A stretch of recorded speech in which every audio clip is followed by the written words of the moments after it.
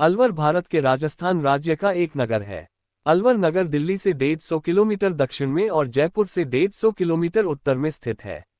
अलवर कई किलों, झीलों, हेरिटेज हवेलियों और प्रकृति भंडार के साथ पर्यटन का एक केंद्र है। अलवर अरावली की पहाड़ियों के मध्य में बसा है। वर्तमान में अलवर राजस्थान का महत्वपूर्ण औद्योगिक नगर है तथा 8वां बड़ा नगर है। अलवर को राजस्थान का सिंह द्वार भी कहते हैं।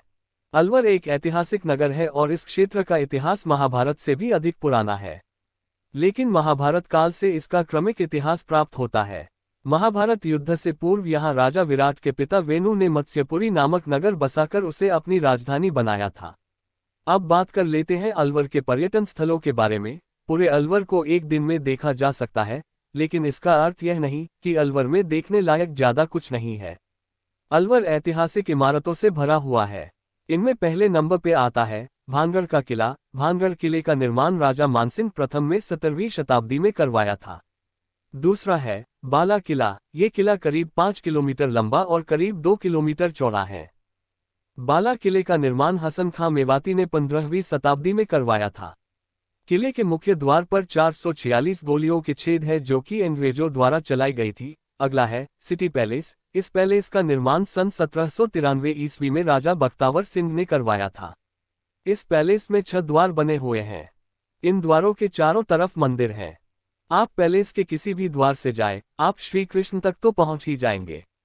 चलिए आगे बढ़ते हैं। विजय मंदिर महल। इस महल का निर्माण राजा जयसिंह ने सन 1918 में करवाया था। महल में करीब 105 कमरे हैं।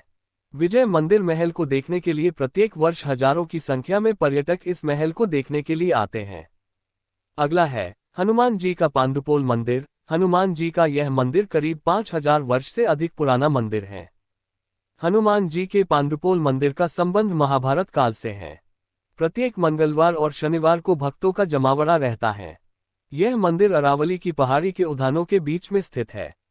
इस जगह का उल्लेख महाभारत काल में भी है। कहा जाता है कि जब भीम ने एक पहाड़ी पर अपना गदा मारा तो वहां से एक दरवाजा निकला।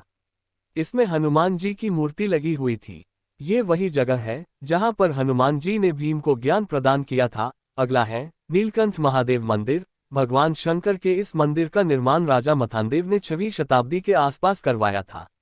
नीलकंठ महादेव में शंकर जी की मूर्ति स्थापित है जो कि लगभग 4 फीट की है।